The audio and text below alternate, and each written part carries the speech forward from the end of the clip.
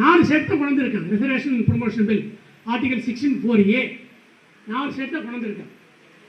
கர்நாடகா, பஞ்சாப், இன்னும் 2 state, 4 state தான் கொண்டு வந்திருக்காங்க. அப்போது மாநிலங்கள் மத்தியில் பாகுபாடு இருக்கா இல்லையா? Discrimination between the states. 4 state வந்து ரிசர்வேஷன் ப்ரொமோஷன் பில்லு பாஸ் பண்ணிட்டாங்க, அவங்க கொடுக்குறாங்க. பாக்கி ஸ்டேட் ரிசர்வேஷன் ப்ரொமோஷன் பில்லு இல்லை. இப்போ டிஸ்கிரிமினேஷன் இருக்கா இல்லையா? அடுத்தபடியாக ஒரு கற்பனை, ஒரு அதீத கற்பனை தான், நடக்காது. எல்லா மாநிலத்தையும் பில்லு கொண்டு வந்தாலும் சரி, ரிசர்வேஷன் ப்ரொமோஷன் பில்லு கொண்டு வந்தாலும் ஸ்டேட் கவர்மெண்ட் மட்டும் தான் அது இப்போ கிடைக்காது. சென்ட்ரல் கவர்மெண்ட் எப்படி கிடைக்கும்? சென்ட்ரல் கவர்மெண்ட் அண்டர்டேக்கிங் எப்படி கிடைக்கும்? ஆக திரும்பி எல்லா மாநிலத்தையும் ரிசர்வேஷன் ப்ரொமோஷன் பில்லு கொண்டாந்தால் கூட, ஒரு கற்பனையில் கொண்டாந்த கற்பனை படி பார்த்தா கூட எல்லா மாநிலத்தையும் கொண்டாந்தாக்க அது மாநில அரசு பணி மட்டும் கிடைக்கும். What about central government? What about banks? What about central public sector undertaking? இவ்வளோ கேள்விகள் இருக்குது. சாதாரண நமக்கு எனக்கு வர இந்த கேள்வி வந்து அட்டார்னி ஜெனரல் வரக்கூடாதா? ஜட்ஜுகள் வராதா? மத்திய அரசாங்கத்துக்கு தெரியாதா? பார்லிமெண்ட்டுக்கு எம்பிகளுக்கு தெரியாதா? தெரியக்கூடாதா? என்ன கேவலமான சூழ்நிலை! இவ்வளோ நுணுக்கமான விஷயம் இருக்குது. ஒன்லி 4 ஸ்டேட்ஸ் இந்த country have got reservation promotion bill pass. எப்போ அது கூட சித்தராமையா அது அவர் கர்நாடகா கொண்டு வந்தார். எத்தனை வருஷம் கழிச்சு?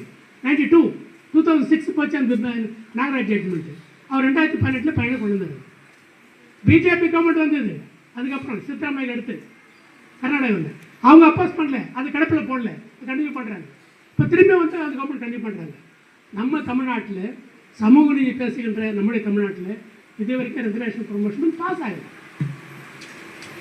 அதை பற்றி என்ன நினைக்கிறீங்க? சரி, இந்த ரிசர்வேஷன் ப்ரொமோஷன் பில் ஒரு பக்கம் பாஸ் ஆக இருக்கட்டும். இந்த ரோஸ்டரை வேணான்றான். ரோஸ்ட் பண்ணிட்டாங்க சுப்ரீம் கோர்ட். ரோஸ்ட்டு கேட்கல இல்லையா? சிக்கன் ரோஸ்ட்டு, மட்டன் ரோஸ்ட்டு கேட்குறேன் இல்லையா? கீ ரோஸ்ட்டு கேட்கல இல்லையா? ரோஸ்ட் பண்ணிட்டாங்க. ரோஸ்டர் மூலம் ரோஸ்ட்டே வேணான்ட்டான். ரோஸ்ட்டு வேணான்னு அர்த்தம். ரோஸ்டர்னால் கம்யூனிட்டி வரும். பிசி, எஸ்சி, எஸ்டி, எம்பிசி, அப்புறம் வந்து விமனு, ஹாரிசான்டல் ரிசர்வேஷன் எல்லாமே வரும். அது ரோஸ்டரே வேணான்னாக்க மெரிட்டில் போடுறான்னு சொல்லிட்டா மெட்ராஸ் ஹைகோர்ட் கேட்கும். மெரிட்டில் போடுறான்ட்டு எஸ்சி எஸ்சிக்கு ரிசர்வேஷன் உண்டு, பிசி எம்பிசிக்கு உண்டு. என்ன மார்க் அடிப்படையில் போடுறோம்னு சொல்லிட்டான். இப்போ என்னாச்சுனாக்கா ரிசர்வேஷன் ரோஸ்டரில் 1வது யார், 2வது யார், 3வது யார், 4வது யார், 5வது எஸ்சி, 7வது எஸ்சி அப்படி ஒரு வரும். அப்படி இல்லை. இப்போ ரோஸ்டர் எடுத்தாச்சு.